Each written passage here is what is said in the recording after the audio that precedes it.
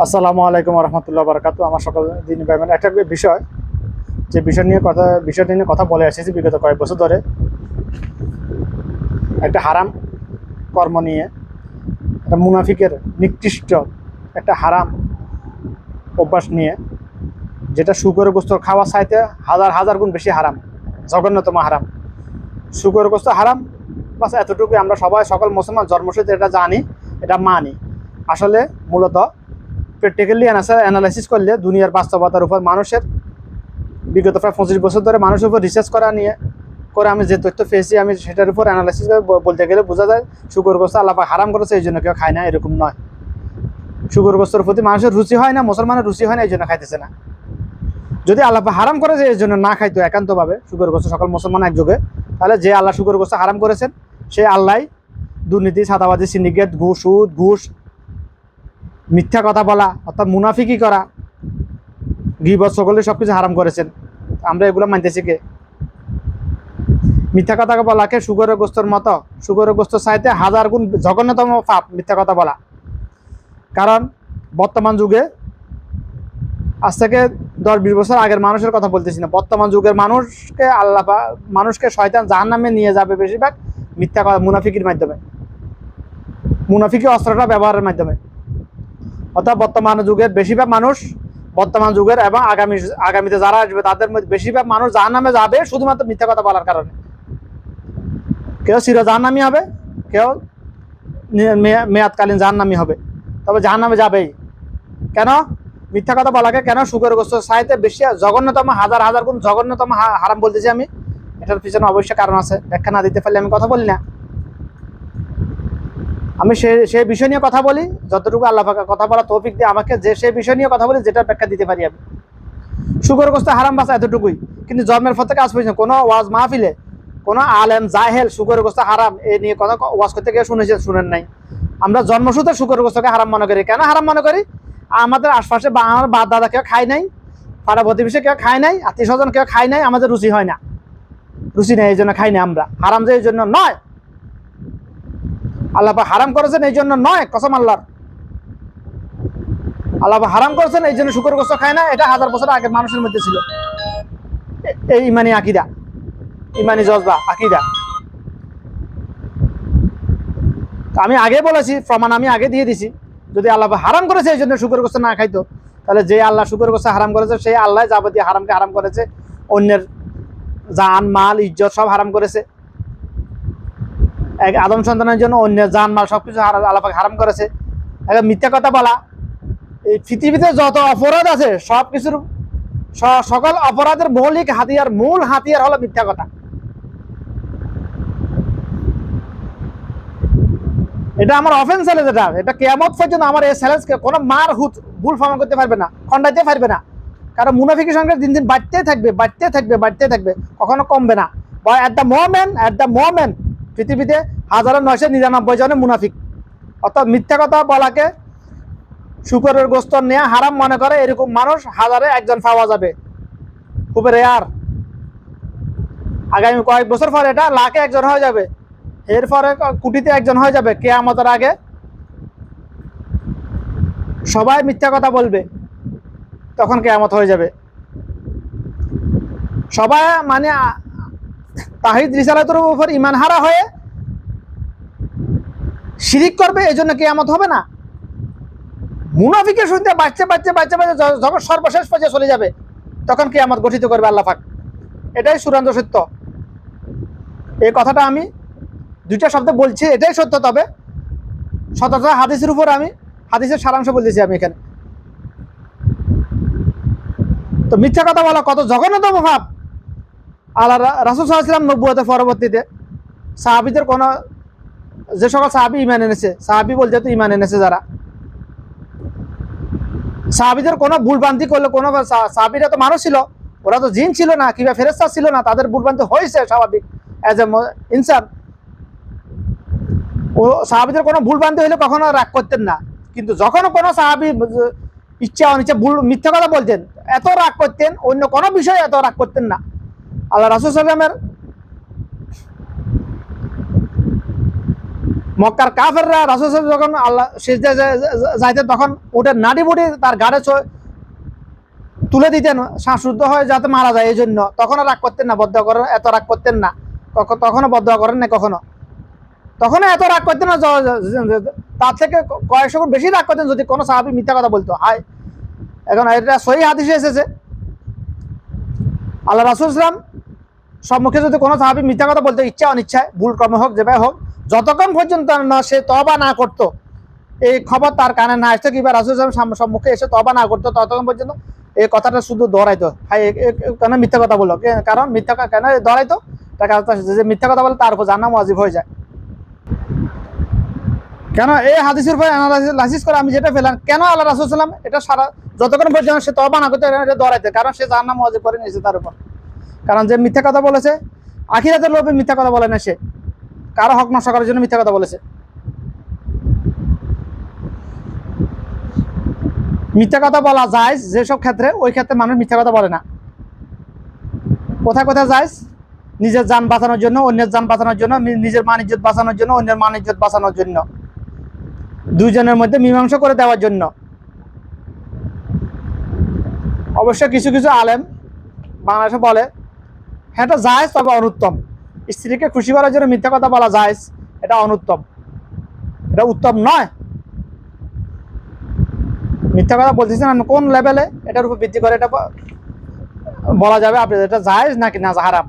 তো নিয়ে গেলাম না, কারণ মিথ্যা কথা মানুষ বলে অন্যের হক নষ্ট করার জন্য। যেহেতু বান্দার কোনো হক আল্লাহ মাফ করবে না, যার হক তা সে মাফ না করলে সুতরাং সে জাহান্নাম ওয়াজিব করে নিয়েছে তার উপর। এই জন্য আল্লাহ রাসূল সাল্লাল্লাহু আলাইহি ওয়াসাল্লাম এটা খালি ধরাই দেন, যতক্ষণ পর্যন্ত সে তওবা না করতো। তো যাই হোক, ওই দিয়ে এত লম্বা সময় যাবেন না। বর্তমান জাহেলিয়াতের যুগে কিয়ামত খুব সন্নিকটে। আল্লাহ রাসূল বলছে কিয়ামতের উপরে এমন সময় আসবে, আমার উম্মত, এখানে উম্মত বলছে মুসলমান নয়, ইমানওয়ালা আর মুসলমান আর উম্মত, এই কথাগুলোর মধ্যে আকাশ পাতাল পার্থক্য আছে, অনেক তফাৎ আছে ব্যাখ্যাগত দিক থেকে। শুনতে একে মনে হয়, কিন্তু ব্যাখ্যা তফাৎ আছে। উম্মত বলতে বোঝায় যে রাসূল সাল্লাল্লাহু আলাইহি ওয়াসাল্লামের মতের সাথে একমত। এখন রাসূল সাল্লাল্লাহু আলাইহি ওয়াসাল্লামের মতের সাথে একমত, এই কথার ব্যাখ্যা কি? রাসূল সাল্লাল্লাহু আলাইহি ওয়াসাল্লামের জীবনী অনুসরণ করা, অর্থাৎ মুহাম্মদ সাল্লাল্লাহু আলাইহি ওয়াসাল্লামের জীবনী অনুসরণ করা, সে হলো যে অনুসরণ করে, সে হলো রাসূল সাল্লাল্লাহু আলাইহি ওয়াসাল্লামের উম্মত। কয়জন দেখাতে পারবে আমাকে? দেখাও দেখাও। চ্যালেঞ্জ করবে শয়তান, সুযোগ পাইবে চ্যালেঞ্জ করে। আমি নিজেকে বড় প্রমাণ করার জন্য চ্যালেঞ্জ করি না, মানুষের ভুল ভাঙিয়ে দেওয়ার জন্য আমি চ্যালেঞ্জ করি। মুহাম্মদ সাল্লাল্লাহু আলাইহি ওয়াসাল্লাম উম্মত এই অর্থে কয়জন দেখাতে পারবে আমাকে এট দ্য মোমেন্ট পৃথিবীতে? মক্কা মদিনায় গেলাম, নিয়ে গেল আল্লাহ পাক, ওখানেও তো এত দেখি নাই। মুহাম্মদ সাল্লাল্লাহু আলাইহি ওয়াসাল্লাম উম্মত আমি দেখি নাই বেশি। আল্লাহ পাক যে যে যে রাষ্ট্রে, যে এলাকায় রাসূল পাঠিয়েছেন, সেখানেও দেখি না এত সুন্নতকে আজকে মুসলমান দাফন করে ফেলছে। ইহুদি নাসারা সুন্নতকে অনুসরণ করতেছে, তাদের ঈমান নাই, এই জন্য আখিরাতে তার বিনিময় পাবে না, দুনিয়াতে সেটা তার ফজিলত তারা লুট করতেছে, ভোগ করতেছে। এই জন্য পুরো পৃথিবীর ইহুদি নাসারাদের কন্ট্রোলে এখন। ওরা সুন্নতের উপর রিসার্চ করে সুন্নতের তরিকা চলতেছে। যেহেতু ঈমান নাই, আলা ঈমান রিসালা, এই জন্য তারা আখিরাতে কিছু পাবে না, দুনিয়াতে কিন্তু এটা পাইতেছে, পাবে। এটা আল্লাহর হক, মানে আল্লাহ পাকের ফিতরত, এটা তাদেরকে দুনিয়াতে দিয়ে দিবে। যদি ঈমান থাকে আখিরাতেও পাবে, ঈমান না থাকে দুনিয়াতে পাবেই পাবে। আর আমরা তো মুসলমান, আমরা তো ঈমানওয়ালা দাবি করি, সবাই মুসলমান দাবি করি। তো আমরা যদি সুন্নতের তরিকায় চলি, আখিরাতেও আমি পাবো ইনশাআল্লাহ, দুনিয়াতেও পাবো। এটার ক্যাশ নগদ ফজিলত ভোগ করতে পারবো আমি ইনশাআল্লাহ। আল্লাহ অনেক দেখিয়েছে আমাকে, জন্মের পর থেকে বুঝে অনেক দেখিয়েছে আমার সুন্নতের ফজিলত। এক একটা সুন্নতের ফজিলত নিয়ে ব্যাখ্যা করতে গেলে কয়েক ঘন্টা লাগে, আমার কয়েক ঘন্টা লাগে, অন্যদের ব্যাপার আমি জানি না। যখন আল্লাহ বলার তো কথা বলার আমাকে তৌফিক দান করেন ইনশাআল্লাহ, আমার তৌফিক ইল্লা বিল্লাহ। তো কথা বলা, মূল মিথ্যা কথা বলা। মুসলমান সমাজে, মুসলমান রাষ্ট্রের কথা বাদে মুসলিম সমাজে যদি মিথ্যা কথা বলাকে শুকরের গোস্তর মতো হারাম মনে করে, তাহলে 99% অপরাধ এমনিতে গায়েবে হয়ে যাবে। এগুলো হারিকে দিয়ে খুঁজে পাওয়া যাবে না, অপরাধ দমন তো দূরে গায়েবে হয়ে যাবে এগুলা।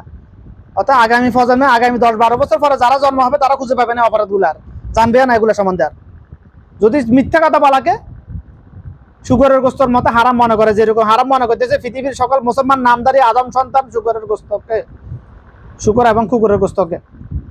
আমি মুসলমান বলতেছি না, মুসলমান নামধারী আদম সন্তান, কথার পিছনে কারণ আছে। যে মুসলমান সে সে বিনা হিসাবে বলতে সহজ হিসাবে সে জান্নাতে, বিনা হিসাবে কোনো আদম সন্তান জান্নাতে যাইতে পারবে না ইল্লা রাসূল সাল্লাল্লাহু আলাইহি ওয়াসাল্লাম।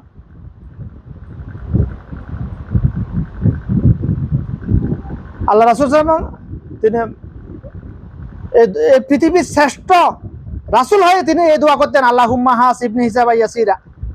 এই দোয়াটা এখনকার জন্য না, হাসরের দিনের জন্য।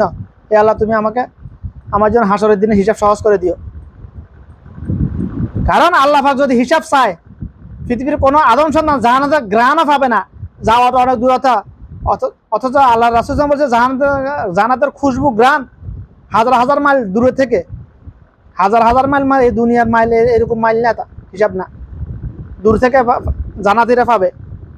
কিন্তু যার উপর আল্লাহ পাকের রহমত হবে না, যার জন্য আল্লাহ পাক হিসাব সহজ করবে না, আল্লাহুম্মা হাসিবনি হিসাবা ইয়াসিরা। আমাদের দেশে কিছু জাহেল ওয়াজ করে এই দোয়াটা আল্লাহ রাসূল শুধু সবে কদরের রাতে করতেন, কদরের রাতে বেশি বেশি করতেন। এই দোয়াটা শুধু কদরের রাতে করার জন্য নয়, সারা জীবনের জন্য এটা।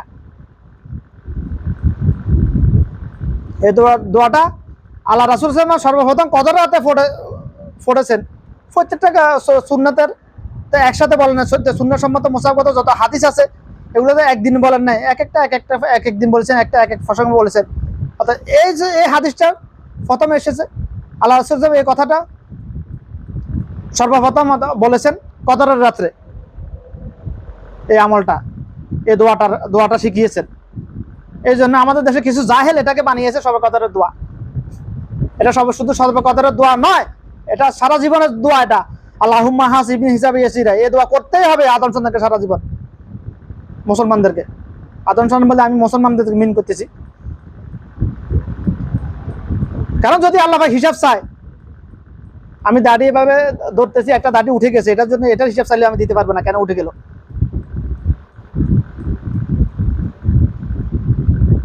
যদি আল্লাহ পাক যদি হিসাব চায়, আমি 3 প্লেট ভাত খাইলাম, 1 প্লেট ভাত খাইলাম, ভাত খাবার পর আমি আলহামদুলিল্লাহ বললেন না, এটার জন্য যদি ধরে, এটাই যথেষ্ট জাহান্নামে যাওয়ার জন্য, নাউজুবিল্লাহ। তো কিসের এত অহংকার, কিসের এত বড়ত্ব তোমাদের? সবাই তো মানুষের সাথে মিশে যাইতেছে। বুর্জ খলিফা যে বানিয়েছে সে তো মানুষের সাথে মিশে গেছে, তো তুমি কোন ক্ষেত্রে মূলা বেগুন হলে? এত অহংকার তোমার জমিনে। তো যে মিথ্যা কথা বলাকে শুকরের গোসর হারাম মনে করতে পারবে না, সে কখনো মুসলমান হবে না, হতে পারবে না, সম্ভব নয়। কারণ মুনাফিকের মুসলমান কখনো এক হতে পারে না। কারণ মুনাফিকের রাস্তা হলো জাহান্নামের দিকে, মুসলমানের রাস্তা হলো জান্নাতের দিকে। আর আমাদের দেশের না, বর্তমান যুগে মুসলমান মনে করে, বা মুসলমান মা বাপের করে জন্মাইছি, হ্যাঁ নুনুর আগে কাটাইছে, এভাবে না বললে হয়, কাটাইছে, আমি তো মুসলমান, আরে আমার ইমান তো রড সেমিটি ডালাই করে দিছে, আমি জাহান্নামে যাবো না, কে যাবে? আবার জান্নাতের টিকিটও বিক্রি করা হয় বাংলাদেশে, নাউজুবিল্লাহ।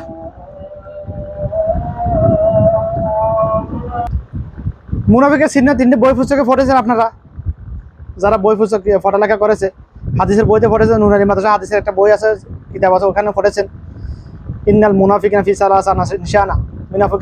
মুনাফিকের চিহ্ন হলো 3টি।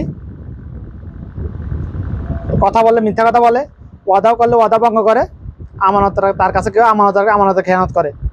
কিন্তু এটা মুনাফিকের চিহ্ন 3টি, হাদিস সহিহ। তবে এখানে প্রথমটা হলো মুনাফিকের মৌলিক চিহ্ন হলো একটা, মিথ্যা কথা বলা। আর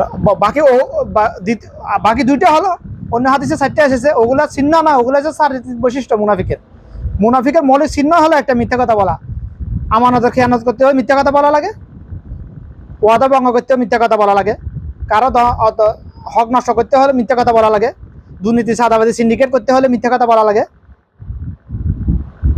ইউনিয়ন পরিষদ সাইলদার মারি খাইতে হলে মিথ্যা কথা বলা লাগে। সিন্ডিকেট করতে মিথ্যা কথা বলা লাগে।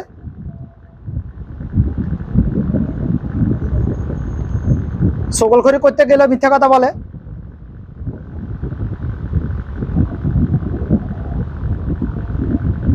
সমাজে সমাজে একটা পরিবারে ফিতনা ফাসাদ সৃষ্টি করার জন্য মিথ্যা কথা বলা লাগেই। তো মিথ্যা কথা বলাটাই হলো মৌলিক হাতিয়ার মুনাফিকের। আমি আগেই বলেছি, মুসলমান সমাজে, মুসলিম সমাজে যদি মিথ্যা কথা বলাকে শুকর গোসল নিয়ে হারাম মনে করে, তাহলে মুসলিম সমাজে 99% অপরাধ এমনিতে গায়েব হয়ে যাবে। এগুলা পৃথিবী থেকে নাই হয়ে যাবে অপরাধগুলা মুসলিম কান্ট্রিগুলাতে। এটা সংক্ষেপে আমি ব্যাখ্যা এখানে দিয়েছি আপনাদেরকে। কেন? কারণ এই সব কিছুর আড়ালে মৌলিক হাতিয়ার হলো মিথ্যা কথা বলা। তো কথাগুলো বোঝার চেষ্টা করবেন, কলমে ঢুকানোর চেষ্টা করবেন, মিথ্যা কথা বলবেন না, যদিও বা টোটার উপর ছুরি না বসে। কখনো মিথ্যা কথা বলবেন না। যে সকল ক্ষেত্রে মিথ্যা কথা বলা যায় সেখানে প্রয়োজন হলে বলবেন, না হলে মিথ্যা কথা বলবেন না। কখনো অন্যের জান মাল, অন্যের হক নষ্ট করার জন্য মিথ্যা কথা বলা যাবে না, কোনো অবস্থাতে বলা যাবে না। কারণ মিথ্যা কথা বললে জাহান্নাম ওয়াজিব হয়ে যাবে। যে মিথ্যা কথা বলে, যে মিথ্যা কথা বলাকে শুকরের গোসল নিয়ে হারাম মনে করে না, তার উপর জাহান্নাম ওয়াজিব হয়ে আছে অলরেডি। জাহান্নাম ওয়াজিব হয়ে আছে।